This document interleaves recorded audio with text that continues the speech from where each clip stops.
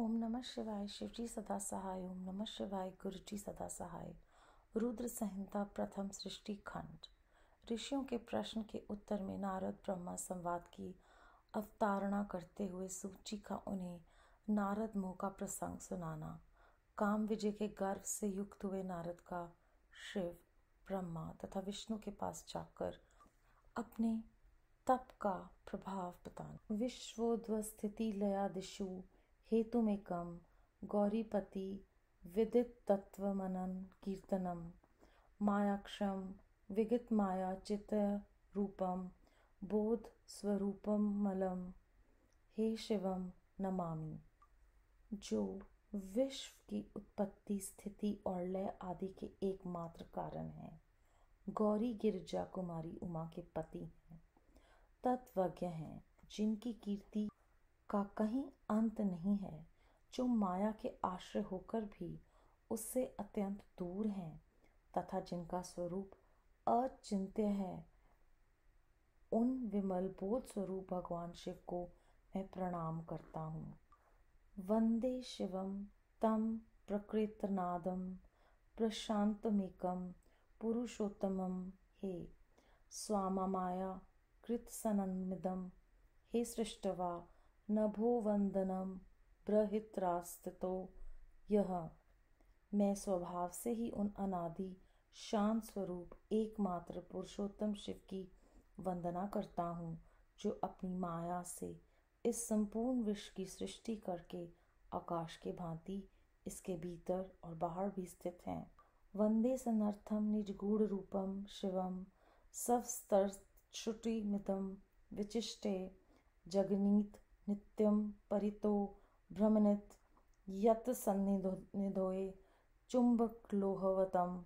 जैसे लोहा चुंबक से आकृष्ट होकर उसके पास ही लटका रहता है, उसी प्रकार ये सारे जगत सदा सब ओर जिसके आसपास ही भ्रमण करते हैं, जिन्होंने अपने से ही इस प्रपंच को रचने की विधि बताई है, जो सबके भीतर अंतर्यामी रूप से विराजमान है तथा जिनका अपना स्वरूप अत्यंत गूढ़ है, उन भगवान शिव की मैं सादर वंदना करता हूँ।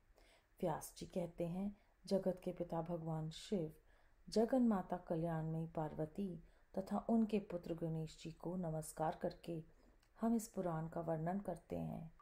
एक समय की बात है, नैमिषारण्य में निवास करने वाले शौनक आदि सभी मुनियों ने उत्तम भक्ति भाव के साथ सूत जी से पूछा। ऋषि बोले, महाभाग सूत जी, विद्वेश्वर संहिता की जो साध्य साधन खंड नाम वाली शुभ एवं उत्तम कथा है, उसे हम लोगों ने सुन लिया। उसका आदि भाग बहुत ही रमणीय है तथा वह शिव भक्तों पर भगवान शिव का वात्सल्य स्नेह प्रकट करने वाली है। विद्वान, आप भगवान शिव के परम उत्तम स्वरूप का वर्णन कीजिए, साथ ही शिव और पार्वती के दिव्य चरित्रों का पूर्ण रूप से श्रवण कराइए। हम पूछते हैं, निर्गुण महेश्वर लोक में सगुण रूप कैसे धारण करते हैं? हम सब लोग विचार करने पर भी शिव तत्व को नहीं समझ पाते। सृष्टि के पहले भगवान शिव किस प्रकार अपने स्वरूप से स्थित होते हैं, फिर सृष्टि के मध्यकाल में वे भगवान किस तरह क्रीड़ा करते हुए सम्यक व्यवहार बर्ताव करते हैं, और सृष्टि कल्प का अंत होने पर वे महेश्वर देव किस रूप में स्थित रहते हैं। लोक कल्याणकारी शंकर कैसे प्रसन्न होते हैं, और प्रसन्न हुए महेश्वर अपने भक्तों द्वारा दूसरों को कौन सा उत्तम फल प्रदान करते हैं, ये सब हमसे कहिए। हमने सुना है कि भगवान शिव शीघ्र प्रसन्न हो जाते हैं। वे महान दयालु हैं, इसीलिए अपने भक्तों का कष्ट नहीं देख सकते। ब्रह्मा, विष्णु और महेश, ये तीन देवता शिव के ही अंग से उत्पन्न हुए हैं। उनकी प्रकाष्ठय की कथा तथा उनके विशेष चरित्र का वर्णन कीजिए। प्रभु, आप उमा के आविर्भाव और विवाह की भी कथा कहिए। विशेषतः उनके गृहस्थ्य धर्म का और अन्य लीलाओं का भी वर्णन कीजिए। निष्पाप सूत जी, हमारे प्रश्न के उत्तर में आपको ये सब तथा दूसरी बातें भी अवश्य करनी चाहिए। सूत जी ने कहा, मुनीश्वरों, आप लोगों ने बड़ी उत्तम बात पूछी है। भगवान सदाशिव की कथा में आप लोगों की जो आंतरिक निष्ठा हुई है, इसके लिए आप धन्यवाद के पात्र हैं। ब्राह्मणों, भगवान शंकर का गुणानुवाद सात्विक, राजस और तामस तीनों ही प्रकृति के मनुष्यों को सदा आनंद प्रदान करने वाला है। पशुओं की हिंसा करने वाले निष्ठुर कसाई के सिवा दूसरा कौन सा पुरुष उस गुणावाद को सुनने से ऊब सकता है, जिसके मन में कोई तृष्णा नहीं है। ऐसे महात्मा पुरुष भगवान शिव के उन गुणों का गान करते हैं। क्यों वह गुणावली संसार रूपी रोग की दवा है, मन तथा कानों को प्रिय लगने वाली और संपूर्ण मनोरथों को देने वाली है। ब्राह्मणों, आप लोगों के प्रश्न के अनुसार मैं यथा बुद्धि प्रयत्न पूर्वक शिव लीला का वर्णन करता हूँ। आप आदर पूर्वक सुने। जैसे आप लोग पूछ रहे हैं, उसी प्रकार देवऋषि नारद जी ने शिव रूपी भगवान विष्णु से प्रेरित होकर अपने पिता से पूछा था। अपने पुत्र नारद का प्रश्न सुनकर शिव भक्त ब्रह्मा जी का चित्त प्रसन्न हो गया और वे उन मुनि शिरोमणि को हर्ष प्रदान करते हुए प्रेम पूर्वक भगवान शिव के यश का गान करने लगे। एक समय की बात है, मुनि शिरोमणि विप्रव नारद जी, जो ब्रह्मा जी के पुत्र हैं, विनीत चित्त हो तपस्या में मन लगाया। हिमालय पर्वत में कोई एक गुफा थी जो बड़ी शोभा से संपन्न दिखाई देती थी। उसके निकट देव नदी गंगा निरंतर वेग पूर्वक बहती थी। वहाँ एक महान दिव्य आश्रम था जो नाना प्रकार की शोभा से सुशोभित था। दिव्यदर्शी नारद जी तपस्या करने के लिए उसी आश्रम में गए। उस गुफा को देखकर मुनिवर नारद जी बड़े प्रसन्न हुए और सुदीर्घ काल तक वहां तपस्या करते रहे। उनका अंतःकरण शुद्ध था। वे दृढ़ता पूर्वक आसन बांधकर मौन हो प्राणायाम पूर्वक समाधि में स्थित हो गए। ब्राह्मणों, उन्होंने वह समाधि लगाई जिसमें ब्रह्मा का साक्षात्कार कराने वाला अहम ब्रह्मास्मि, मैं ब्रह्मा हूँ, यह विज्ञान प्रकट होता है। मुनीश्वर नारद जी जब इस प्रकार तपस्या करने लगे, उस समय ये समाचार पाकर देवराज इंद्र कांप उठे। वे मानसिक संताप से विहल हो गए। ये नारद मुनि मेरा राज्य लेना चाहते हैं। मन ही मन ऐसा सोचकर इंद्र ने उनकी तपस्या में विघ्न डालने के लिए प्रयत्न करने की इच्छा की। उस समय देवराज ने अपने मन से कामदेव का स्मरण किया। स्मरण करते ही कामदेव आ गए। महेंद्र ने उन्हें नारद जी की तपस्या में विघ्न डालने का आदेश दिया। यह आज्ञा पाकर कामदेव वसंत को साथ ले बड़े गर्व से उस स्थान पर गए और अपना उपाय करने लगे। उन्होंने वहां शीघ्र ही अपनी सारी कलाएं रच डाली। वसंत ने भी मदमत होकर अपना प्रभाव अनेक प्रकार से प्रकट किया। मुनिवरों, कामदेव और वसंत के अथक प्रयत्न करने पर भी नारद मुनि के चित्त में विकार नहीं उत्पन्न हुआ। महादेव जी के अनुग्रह से उन दोनों का गर्व चूर्ण हो गया। शौनक आदि महर्षियों, ऐसा होने में जो कारण था उसे आदर पूर्वक सुनो। महादेव जी की कृपा से ही नारद मुनि पर कामदेव का कोई प्रभाव नहीं पड़ा। पहले उसी आश्रम में काम शत्रु भगवान शिव ने उत्तम तपस्या की थी और वहीं उन्होंने मुनियों की तपस्या का नाश करने वाले कामदेव को शीघ्र ही भस्म कर डाला था। उस समय रति ने कामदेव को पुनः जीवित करने के लिए देवताओं से प्रार्थना की। तब देवताओं ने समस्त लोगों का कल्याण करने वाले भगवान शंकर से याचना की। उनकी याचना करने पर वे बोले, देवताओं, कुछ समय व्यतीत होने के बाद कामदेव जीवित तो हो जाएंगे, परंतु यहाँ उनका कोई उपाय नहीं चल सकेगा। अमरगण, यहाँ खड़े होकर लोग चारों ओर जितनी दूर की भूमि को नेत्र से देख पाते हैं, वहाँ तक कामदेव के बाणों का प्रभाव नहीं चल सकेगा, इसमें संशय नहीं है। भगवान शंकर की इस युक्ति के अनुसार उस समय वहाँ नारद जी के प्रति कामदेव का निजी प्रभाव मिथ्या सिद्ध हुआ। वे शीघ्र ही स्वर्लोक में इंद्र के पास लौट गए। वहाँ कामदेव ने अपना सारा वृतांत और मुनि का प्रभाव कह सुनाया। तत्पश्चात इंद्र की आज्ञा से वे वसंत के साथ अपने स्थान को लौट गए। उस समय देवराज इंद्र को बड़ा विस्मय हुआ। उन्होंने नारद जी की भूरी भूरी प्रशंसा की, परंतु शिव की माया से मोहित होने के कारण वे उस पूर्व वृत्तांत को स्मरण न कर सके। वास्तव में इस संसार के भीतर सभी प्राणियों के लिए शंभु की माया को ही जानना अत्यंत कठिन है। जिसने भगवान शिव के चरणों में अपने आप को समर्पित कर दिया, उस भक्त को छोड़कर शेष सारा जगत उनकी माया से मोहित हो जाता है।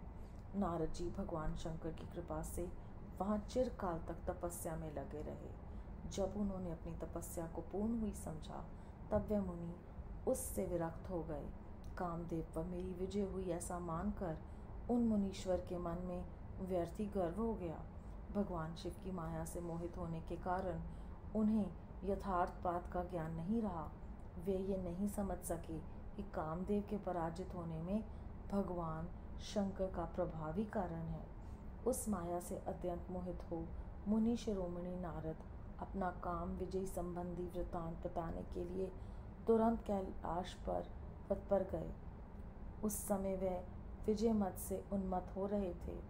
वहाँ रुद्र को नमस्कार करके गर्व से भरे हुए मुनि ने अपने आप को महात्मा मानकर तथा अपने ही प्रभाव से कामदेव पर अपनी विजय हुई समझकर उनसे सारा वृतांत कह सुनाया। वह सब सुनकर भक्त वत्सल भगवान शंकर ने नारद जी से, जो अपनी शिव की ही माया से मोहित होने के कारण काम विजय के यथार्थ कारण को नहीं जानते थे और अपने विवेक को भी खो बैठे थे, कहा। रुद्र बोले, तात नारद, तुम बड़े विद्वान हो, धन्यवाद के पात्र हो, परंतु मेरी ये बात ध्यान देकर सुनो। अब से फिर कभी ऐसी बात कहीं भी न कहना। विशेषतः भगवान विष्णु के सामने इसकी चर्चा कदापि न करना। तुमने मुझसे अपना तो जो वृत्तांत बताया है उसे पूछने पर भी दूसरों के सामने न कहना। ये सिद्ध संबंधी वृत्तांत सर्वथा गुप्त रखने योग्य है। इसे कभी भी किसी पर प्रकट नहीं करना चाहिए। तुम मुझे विशेष प्रिय हो, इसलिए अधिक जोर देकर मैं तुम्हें यह शिक्षा देता हूँ और इसे न कहने की आज्ञा देता हूँ, क्योंकि तुम भगवान विष्णु के भक्त हो और उनके भक्त होते हुए ही मेरे अत्यंत अनुगामी हो। इस प्रकार बहुत कुछ कहकर संसार की सृष्टि करने वाले भगवान रुद्र ने नारद जी को शिक्षा दी। अपने वृतांत को गुप्त रखने के लिए उन्हें समझाया बुझाया, परंतु वे तो शिव की माया से मोहित थे, इसलिए उन्होंने उनकी दी हुई शिक्षा को अपने लिए हितकर नहीं माना। तदनंतर मुनि शिरोमणि नारद ब्रह्मलोक में गए। वहाँ ब्रह्मा जी को नमस्कार करके उन्होंने कहा, पिताजी, मैंने अपने तपोबल से कामदेव को जीत लिया है। उनकी ये बात सुनकर ब्रह्मा जी ने भगवान शिव के चरणाविंदों का चिंतन किया और सारा कारण जानकर अपने पुत्र को ये सब कहने से मना किया, परंतु नारद जी शिव की माया से मोहित थे, अतएव उनके चित्त में मत का अंकुर जम गया था, उनकी बुद्धि मारी गई थी। इसलिए नारद जी अपना सारा वृतांत भगवान विष्णु के सामने कहने के लिए वहाँ से शीघ्र ही विष्णु लोक में गए। नारद मुनि को आते हुए देख भगवान विष्णु बड़े आदर से उठे और शीघ्र ही आगे बढ़कर उन्होंने मुनि को हृदय से लगा लिया।